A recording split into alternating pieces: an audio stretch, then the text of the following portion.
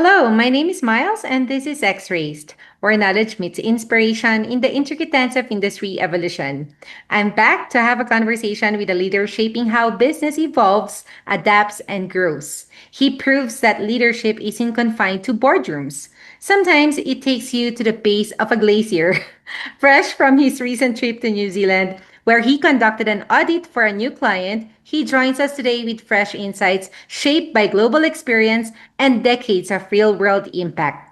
As managing director and CEO of ACI Global and e-Quip, he continues to champion accelerating continuous improvement, helping organizations build competence, strengthen culture, and create long term value. Here's Ian Erskine. Hi, Ian. Welcome back. And and thank you, yeah, and thank you, Miles. It's lovely to be back again with our viewers. And yes, and I can say to all ours, have a look on the do a Google search and have at the Sands Franz Joseph Glacier in New Zealand and the rainforest retreat there, where we are absolutely magnificent. And I can promote to all of them because it's such a beautiful, beautiful place. Yeah, well, it sounds like quite a setting. Rainforest, retreat, glacier views. Wow, it's not, the typical audit environment most people imagine, but in many ways, it reflects the work you've been doing for decades, Ian. So let's see what it really takes to build future ready leadership and capability from mindset and culture to competence and continuous professional development. So, after decades of working with organizations, Ian, across industries, what patterns do you see in the companies that genuinely improve over time versus those that stay stuck despite good intentions? Well, it's quite simple, really, and it just means that we need to refocus on people and their true potential through ACI and CPD, accelerating continuous improvement and continuous development. And we're introducing a new topic today in reference to personal behaviour disciplines, and ultimately making their people best certification, and ultimately their own organisations staying success because, and you've heard me say this a number of times now, without people rowing at the right pace in unison to the very best of their ability, that the success will wane. Sometimes it can go up again, it will drop off and then wane, drop off. Whereas that's not, as a business, you want to business success going accelerating continuous improvement. About, also about income sustainability, again, going back to the rainforest retreat and how they deal with 6 metres of rain a year. And and here's a side note, how good is this? They're going to build little paddles within their big drains and hook that up to the network so they can generate their own electricity. Mm. Oh, I see. Yeah, and sensational stuff. And again, it is all through people involvement. Mm-hmm. Because it's the people within the organisation that have thought that up, right? And again, I'm just adding that to it. That's something that I spotted and raised as a positive outcome for the organisation because that's truly wonderful initiative. Yeah. Well, it really highlights that improvement, Ian, isn't about ambition alone. It's about discipline and follow through. And many businesses want to progress, but not all commit to the behaviors and principles that sustain it. And when leaders realize improvement is not about quick fixes, but long term capability, what mindset shift do they need to make to start building real, sustainable progress? Yeah, so this is where there needs to be a refocus from systems and quick fix software alone for example, a framework needs to be put in place to map people's capability, involving most importantly their personal behaviour disciplines. And we do this through the Hogan Personal Discipline Profile.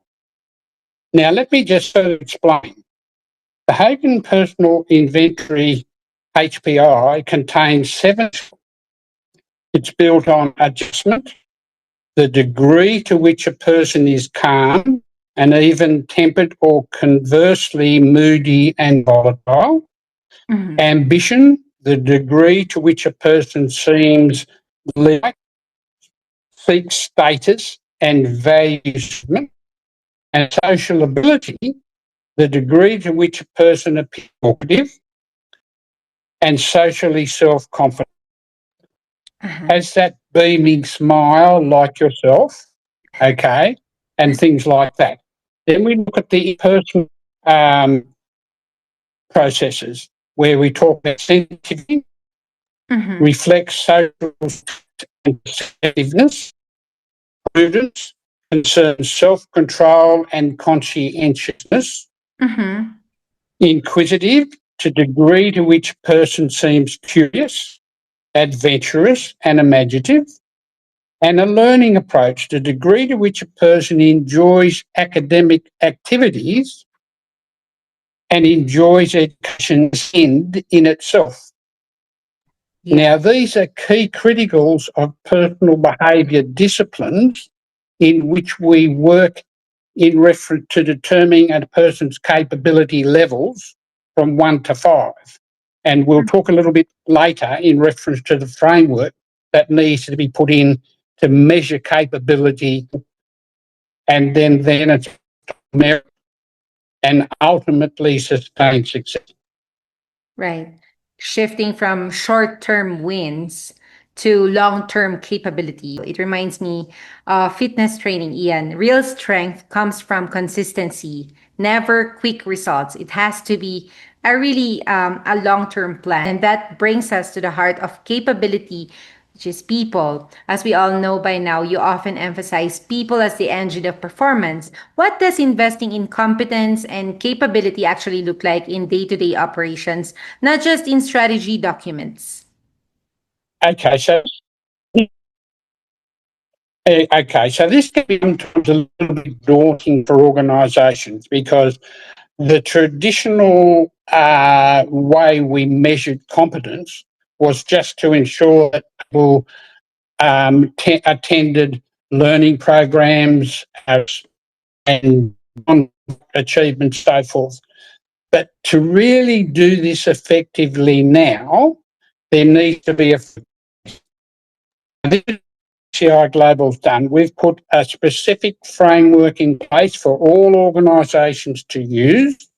It gives you the ability to map a person's capability, and we map that from capability to 5. And at each step of the verification process, and also this is supported by the candidate continual professional development agreement which have in place, of which they do additional learning outside the organisation. Now, that could be reading industry books, it could be attending, and in a lot of cases, what we do, we encourage employees to literally or actually join industry groups. And for argument's sake, in the petroleum, encourage employees to join the petroleum industry forums, their talk fests and things like that, their annual conferences, be involved, because also is a very way where people themselves can, and you yourself talking with myself and your other guests, get to learn a lot yourself, as does the person on the other end of it, like myself. I learn lots from yourself in the same process. So that's where we talk about, as I said, the framework, which is oh so important to map the capability and ultimately the merit of candidates and employees. that makes it very real. And I hope I got those correctly, Ian. Competence management, course, skills or capability verification and continuous professional development, which are not abstract ideas. They're more like daily habits that build confidence and trust across teams. And organizations today are also facing rising expectations around responsibility and sustainability, also compliance. How can they turn these obligations, Ian, into opportunities for value creation rather than box ticking exercises? This is really very simple exercise. Firstly, we need to concentrate on wanting to conform to comply. Mm-hmm. This is where it boils down to culture, duty of care, rule of law, and people values and principles, and above all, wanting to be rewarded through engagement and merit. Because again, this takes you back to the people focus, right? And once you have that in accelerate continuous improvement through a framework of capability, ultimately the merit will be rewarding for yourself because you are always doing your best. You're always wanting to go the next level. So that's basically how that's done.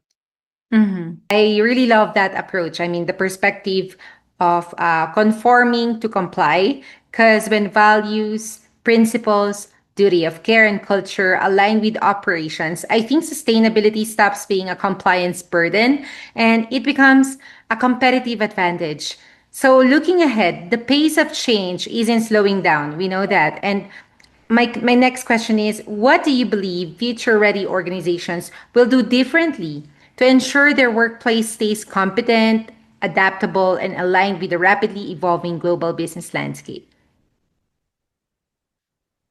I think this has to be a re-emphasis again on what we talked about, focus on people. And if you only focus on people and understanding that there is their the organisation's most important asset, this will literally come naturally.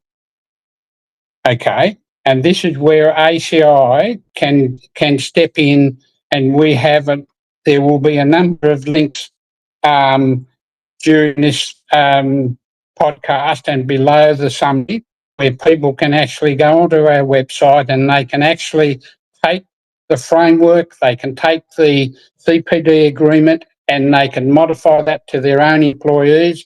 That's all available for them at cost because, again, um, we feel that these are tools that organisations need to be able to use, and we're more than happy to give them access to that at any time. That really brings it full circle. I mean, future readiness isn't about predicting change, but building adaptable people. As you said, you have the organizations have to focus on people with strong principles and a culture of continuous improvement. And the journey here, Ian, is pretty clear, deeply human and deeply strategic. So thank you so much again for sharing practical wisdom on competence, culture value creation, and how organizations can build capability that really lasts. It's a pleasure. And thank you again, Miles, and thank you very much for our viewers. And again, please make use of the tools we have available for you. And I'm only a phone call away if you need any assistance. Thank you so much, Ian. And I'm going to remind them of the link that we're including below. No worries. And if you folks want to Thank you. Thank you. And if you folks want to strengthen your organization's capability, leadership development, or certification pathways, ACI Global provides accelerating continuous improvement frameworks, continuous professional development journeys, ISO personal certification and recertification, and so much more. So we're including them in the description below for you to check out. Thanks for being here. We'll see you in the next episode. This has been your host, Miles, with Ian Erskine, reminding you to stay focused, driven, and inspired with X-Raced.